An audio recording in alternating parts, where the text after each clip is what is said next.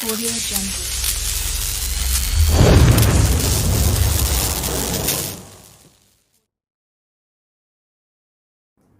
Blessed love, everybody. Wagwan.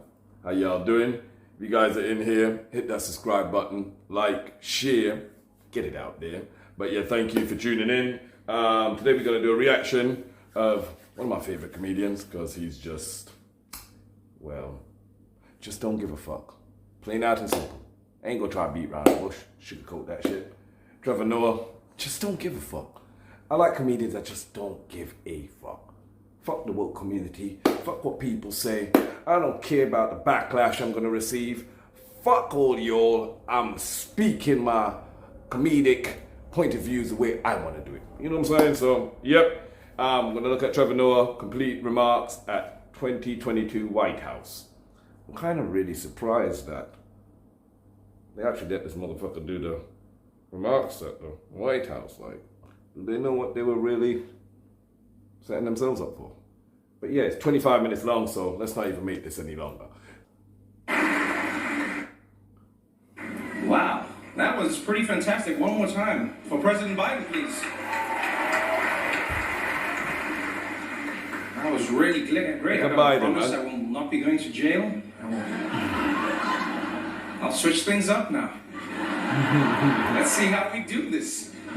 How's everybody doing tonight? You guys good? Everyone If good? Trump was in office, we wouldn't have no black comedian up there right now. Good evening, Mr. President, First Lady, members of the media, and all the men relieved that Ronan Farrow isn't here tonight.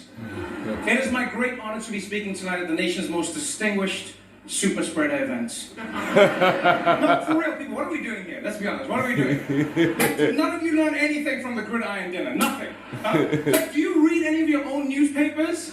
No mask, I expect nothing. this from Sean Hannity, but the rest of you, what are you doing here? You guys spent the last 2 years telling everyone the importance of wearing masks and avoiding large indoor gatherings. Then the second someone offers you a free dinner, you all turn into Joe Rogan. Huh? I mean, Dr. Fauci dropped out. Biden's there a pretty like, big sign. I don't think we thought Fauci this through. thought it was too dangerous to come tonight. Pete Davidson thinks it's okay. And we all live with Pete. Okay. Oh shit. All right then. Now, for those who don't know me, my name is Trevor Noah, and I'm really honored to be here. Honestly, because you could have picked any comedian, you could have invited anyone, but you went with the South African variant. Very on theme. I appreciate that. And COVID risk aside, can I just say how happy I am that this event is happening again for the first time in 3 years. Yeah. I wonder why. And the truth is, I want us all to have a good time tonight. So please, everyone relax. I know everyone in this room is worried about who catches you laughing at what, but just chill. We're celebrating, we're out. Get comfortable. Not too comfortable, Jeffrey Tubin. Not too comfortable. No, you know what? No, don't ooh him, a bunch of haters. You know what? So what, Jeffrey? You made a mistake. You whipped it out in front of your co-workers. That's the first step to winning a Grammy for Comedy Album of the Year. You're halfway there, my friend. You don't let the haters stop you. We all come back from mistakes. Look at their faces. I'm going to be telling some jokes tonight. But I want you to understand, I'm not here to tear anybody down, okay? Yeah, I might roast you gently, like a pair of testicles on a Tucker Carlson special, but I'm not doing this just for the attention, all right? I'm a comedian, not Kirsten Sinema, all right? And by the way, give it up for Kirsten Sinema. Who ever thought we'd see the day in American politics when a senator could be openly bisexual but closeted Republican, huh? That's progress. That's progress. And yes, I know a lot of you are worried, and yes, it is risky making jokes these days, we all saw what happened at the Oscars. I've actually been a little bit worried about tonight, I won't lie, I was like, what if I make like a really mean joke, about like Kellyanne Conway, and then her husband rushes up on the stage and thanks me. This motherfucker. I just hope we all stay calm. Because it is exciting to be here, even though some people don't think this dinner should even exist, as you said, Mr. President, because some people think this shows that the media is too cozy with politicians, but what those people don't understand is that you guys have integrity. You would never allow personal connections to affect your ability to be good journalists. Isn't that right, Chris Cuomo? Where is Chris, by the way? Is he here? Couldn't make it? It's sarcasm, it's for real. Oh, by the way, before we really get going, a few quick announcements. Anyone here who is a Democrat in a swing district, I've been asked to remind you not to hand your resume to the cable news execs at your table until after the event, please. Thank you very much. Also, a quick note before people order their Ubers home tonight. Governor Greg Abbott is generously providing free buses for the Telemundo table. Very classy. Very classy. But Matt, yes, what a room this is, huh? Look at this room. Everyone is here tonight. We've got politicians, huh? We've got the media, we've got celebrities, basically anyone who's been to Jeffrey Epstein's island. This is an exclusive event. In fact, coming in, I heard Meghan McCain telling the bouncer, "Do you know who my father was?" And they were like, "You have a ticket, you can just come in." But she insisted on telling them who her father was anyway. And I'll tell you, as somebody coming from Africa, I mean, I've just got to say, this is so exciting. You know, to be at this swanky party full of Washington's most powerful people. You know, it's not as exciting as Madison Cawthorn made it sound, but still very sexy. He don't very, give very a sexy. He don't care. There's many big names here tonight. Yeah, one of my favorites, Ron DeSantis, is here. Yeah. Oh man, I'm actually surprised that he found the time. You know, he's been so busy trying to outmaneuver Trump for 2024. I see you, Ron. I see you, Flair. Yeah, I've seen what you've been doing. Blaming Trump for the lockdowns, distancing yourself from the vaccines that Trump created with his own two hands. Nobody knew how to make vaccines until I made them. Beautiful, beautiful vaccines. Nobody knew how. Not even Fauci.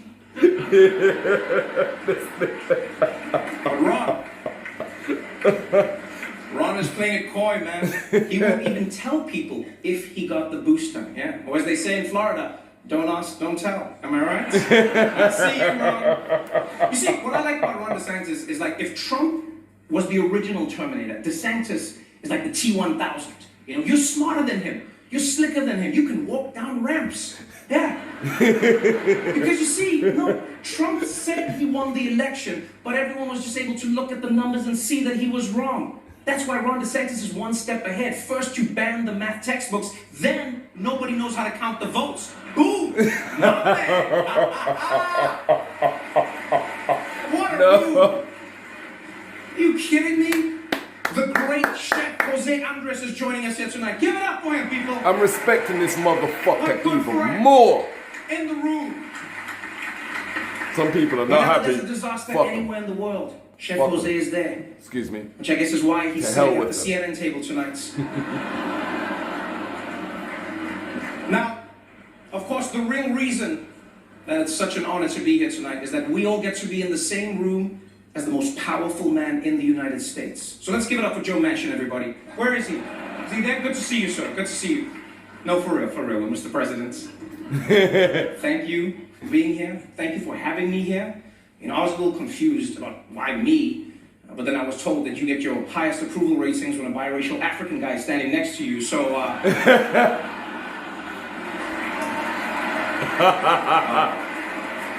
so what did you say?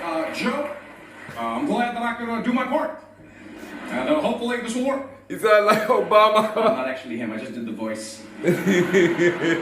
More importantly, First Lady Dr. Jill Biden is here, everybody. Give it up for her. You know, interesting fact, even as First Lady, Dr. Biden continued her teaching career. Yeah, the first time a presidential spouse has ever done so. Ever. Congratulations. Now, you might think it's because she loves teaching so much, but it's actually because she's still paying off her student debt. I'm sorry about that, Joe. Yeah, I guess you should have voted for Bernie.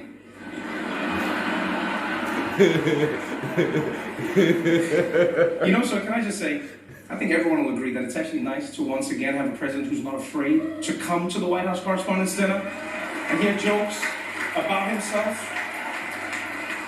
I'll be honest. If you didn't come, I totally would have understood. Yeah, because these people have been so hard on you, which I don't get. I really don't. You know, I think ever since you've come into office, things are really looking up. You know, gas is up, rent is up, food is up, everything. No, it really has been. A tough first year for you, Mr. President. And surely you must be a little worried about 2024. You know, there's a lot of passion on the Republican side. There really is. You know, it's going to be an interesting time. And as you all know, President Biden's lack of a filter does get him into hot water sometimes. You know, last month he caused a huge international incident saying that Vladimir Putin should be removed from power. It was very, very upsetting to Russia. Yeah, until someone explained to them that none of the stuff Biden wants actually gets done.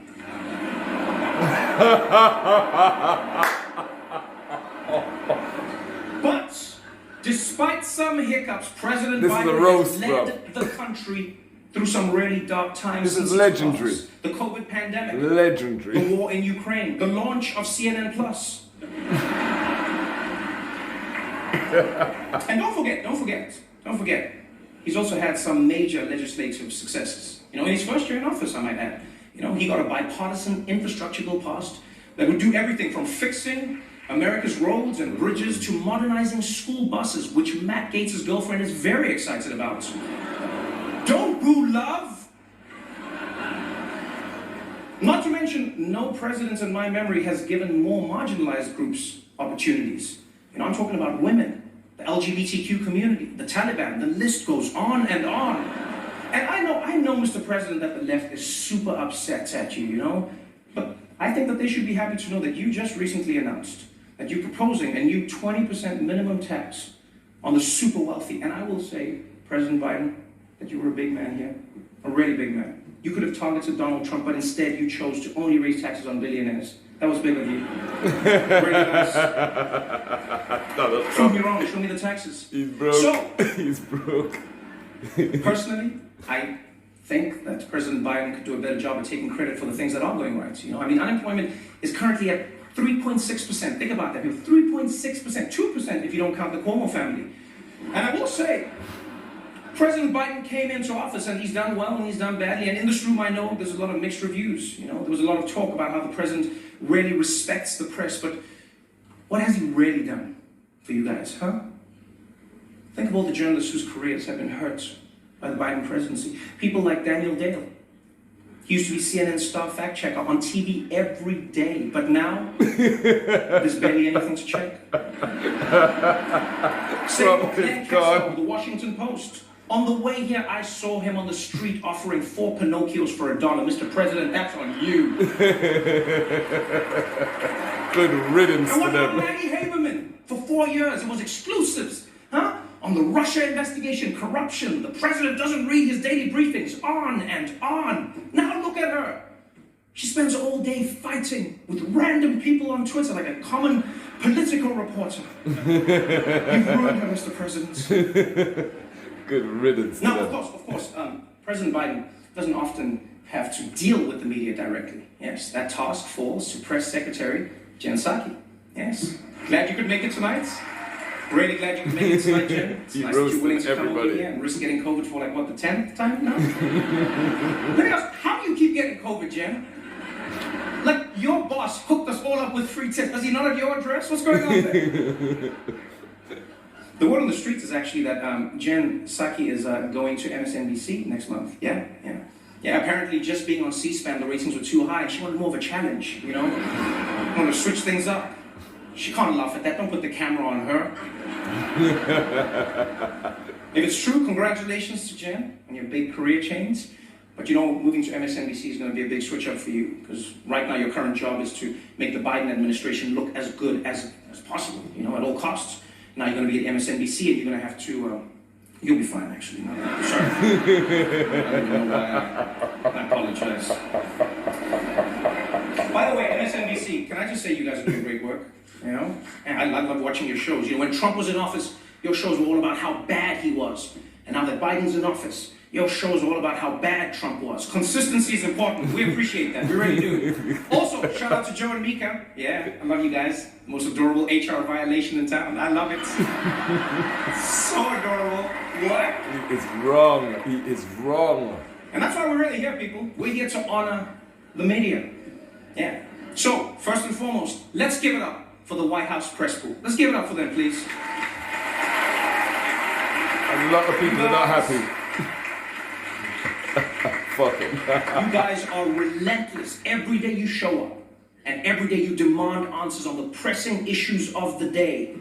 And then Fox News asks about Hunter Biden. And I'll be honest though, I actually think that's a good thing. I really do. I think people need to be held accountable if they're using their dad's name to get ahead in life. And I can't think of anyone better to ask about that than Peter Ducey. Yeah. Wherever he is, Chris Wallace laughed at that joke. But you see, the real purpose of tonight is to honor some of the country's best political journalists. People like Abby Phillip, Yamiche Alcindor, right? And Mick Mulvaney. I actually get why CBS hired Mick Mulvaney. I get it. You know, he's more than just the guy who assured everyone that Donald Trump would concede gracefully. No, he can also get you access to other people who assured you that Donald Trump would concede very gracefully. It's very important. So shout out to CBS, my corporate cousin. You can actually find us on Paramount Plus. Yes, right between SpongeBob SquarePants and a bunch of movies that even Delta's in-flight entertainment system turned down. But I want to dwell on that. I want to dwell on Mick Mulvaney when we have so many other great journalists here tonight. We got Anderson Cooper in the house, man. We got Rachel Maddow. We got Don Lemon. We got Shepard Smith, and so many other huge talents who can no longer be mentioned in Florida public schools. I see you, Ron DeSantis. What's going on, baby? Oh, man. A lot of big media names in the room tonight. Chuck Todd is here. Chuck, you here? Yeah? How you doing? I'll ask a follow-up, but I know you don't know what those are. Don't boo him, he's trying. Man, these people are mean, Chuck. The Axios team is also in the house. I didn't know this, but Axios is actually Greek for political playbook without the birthdays. Yeah.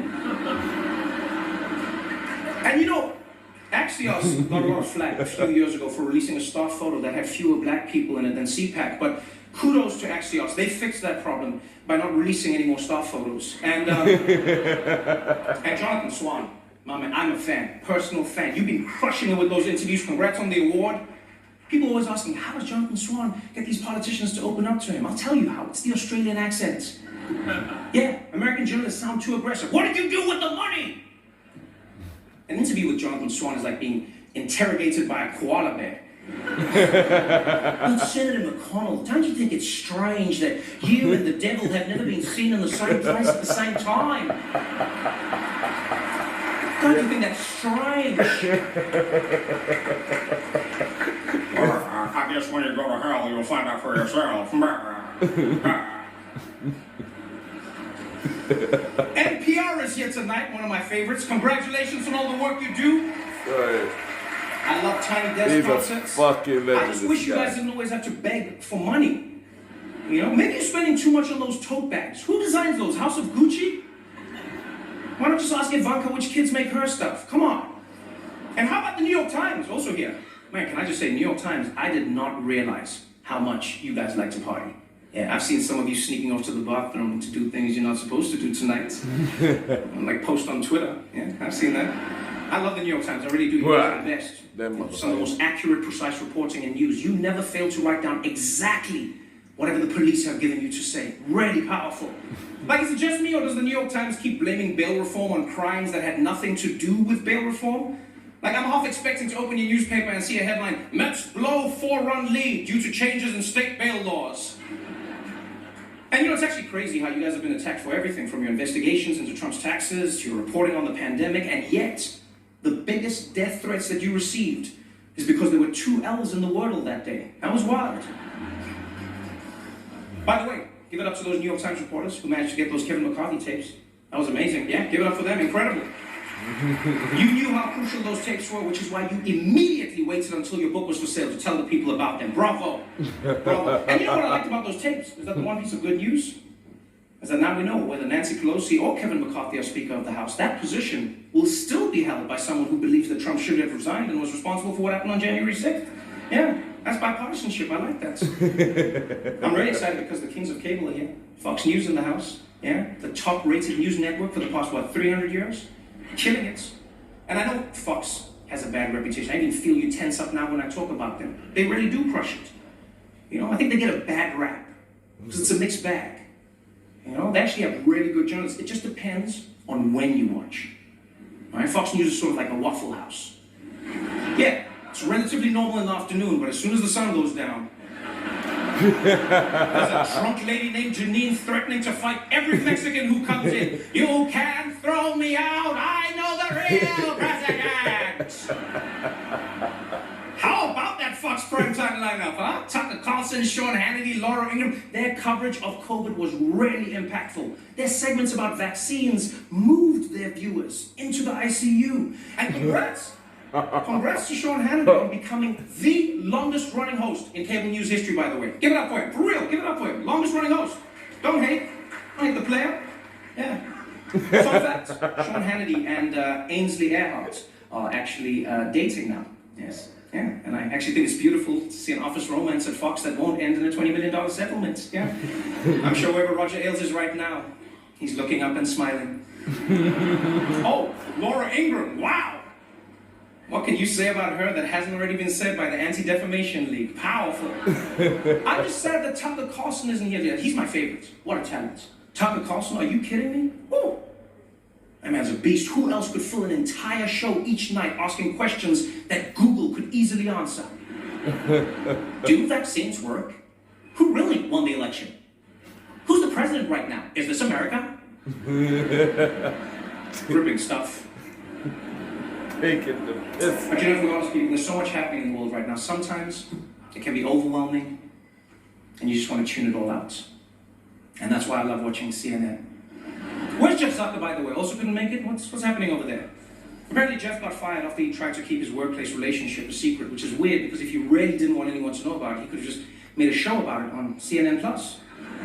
I know, it's so sad. CNN+, gone, but forgotten. You know who I blame? CNN? I blame John King. That's who. Yeah, John. Your magic wall can predict how every person in the country is going to vote in every county. But it couldn't give you a heads up that nobody wanted more CNN? I mean, they spent $300 million on CNN+. $300 million! Can I be on a CNN? I think Stanley Tucci was playing you guys. Yeah. No, I think that dude knew exactly where Italy was. And he was just going to keep searching as long as you were paying. $300 million! Do you understand how much money that is? I mean, I do get it. Streaming, they say, is the future. You know, as the old saying goes, you gotta spend money to make sure that Chris Cuomo doesn't get into wrongful termination lawsuits. And that's not the only big change going on at CNN. They just brought on Chris Licht, yeah, my man over there, Chris, as the new head of news. Oof. His first order of business, hire a guy who knows how to turn off the breaking news banner. Yeah. What happened with that? They just put it on during the OJ chase and then never figured out how to get rid of it? The news is not always breaking. But this is an interesting time for the media world. You know, as with many industries, the pandemic was a major disruption for journalists. But I also think it helped humanize you, honestly. You know, millions of Americans watched TV anchors reporting from inside their own homes. Meanwhile, reporters in print media were like, we get it, you have homes, way to show off. And we have to face the facts. The media is in a tough position. You did say that, Mr. President. Informing the American public is harder than ever before. You're battling conspiracy theories, that the election was stolen by George Soros, that JFK Jr. is still alive, that everyone in this room is a secret pedophile. And that's just what Clarence Thomas's wife believes. It's insane, people. This is truly the golden era of conspiracy theories. Whether it's the right wing, believing Trump can still win the 2020 election, or the left, believing Joe Biden can still win the 2024 election. Oh, no. Thank you, Mr. President. And so as we sit in this room tonight, people, I really hope you all remember what the real purpose of this evening is. Yes, it's fun. Yes, we dress nice. Yes, the people eat, they drink, we have fun. But the reason we're here is to honor and celebrate the Fourth Estate and what you stand for. What you stand for. An additional check and balance that holds power to account and gives voice to those who otherwise wouldn't have one. And like, I'm not just talking about like CNN or Fox or any of the other major organizations. I'm talking about everyone. You know, the young journalists we saw today, You know, intrepid journalists who aren't even in this room in Flint, Michigan, or that daring reporter at the Des Moines Register, or the unflinching local newscaster in El Paso, Texas. Every single one of you, whether you like it or not, is a bastion of democracy. And if you ever begin to doubt your responsibilities, if you ever begin to doubt how meaningful it is, look no further than what's happening in Ukraine. Look at what's happening there. Journalists are risking and even losing their lives to show the world what's really happening. Real talk. You realize how amazing it is. Like, in America, you have the right to seek the truth and speak the truth, even if it makes people in power uncomfortable, even if it makes your viewers or your readers uncomfortable. You understand how amazing that is? I stood here tonight and I made fun of the President of the United States, and I'm going to be fine. I'm going to be fine, right?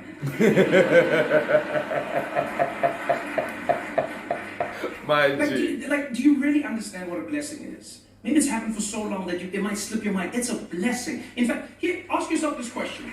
Yeah, real talk. Blessing. Ask yourself this question.